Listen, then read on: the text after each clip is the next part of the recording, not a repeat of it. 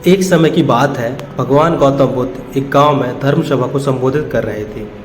लोग अपनी विभिन्न परेशानियों को लेकर उनके पास जाते और उसका हल लेकर खुशी खुशी वहां से लौटते। उसी गांव में सड़क के किनारे एक गरीब व्यक्ति बैठा था और महात्मा बुद्ध के उपदेश शिविर में आने जाने वाले लोगों को बड़े ध्यान से देखता। उसे बड़ा आश्चर्य होता है कि लोग अंदर तो बड़े दुखी चेहरे लेकर जाते हैं, लेकिन जब वापस आते हैं तो बड़े खुश और प्रसन्न दिखाई देते हैं। उस गरीब को लगा कि क्यों ना वो भी अपनी समस्या को भगवान के समक्ष रखे। मन में यह विचार लिए वह भी महात्मा बुद्ध के पास पहुंचा।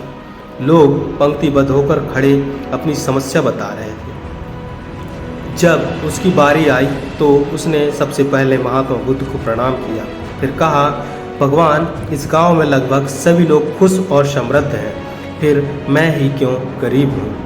इस पर उन्होंने मुस्कुराते हुए कहा, तुम गरीब और निर्धन इसलिए हो क्योंकि तुमने आज तक किसी को कुछ दिया ही नहीं है। इस पर वह गरीब व्यक्ति बड़ा आश्चर्यचकित हुआ और बोला, भगवान, मेरे पास भला दूसरों को देने के लिए क्या होगा।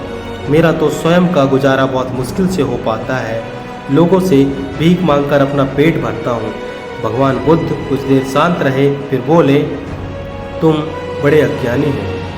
औरों के साथ बांटने के लिए ईश्वर ने तुम्हें बहुत कुछ दिया है, मुस्कुराहट दी है जिससे तुम लोगों में आशा का संचार कर सकते हो, मुख दिया है ताकि लोगों से दो मीठे शब्द बोल सकते हो, उनकी प्रशंसा कर सकते हो, दो हाथ दिए हैं, लोगों की मदद कर सकते हो। ईश्वर ने जिसको ये तीन चीज़ें दी है वह कभी गरीब और निर्धन हो ही नहीं सकता। निर्धनता का विचार आदमी के मन में होता है, यह तो एक भ्रम है, इसे निकाल दो। कभी भी मन में निर्धनता का भाव उत्पन्न ना होने दो, गरीबी अपने आप दूर हो जाए।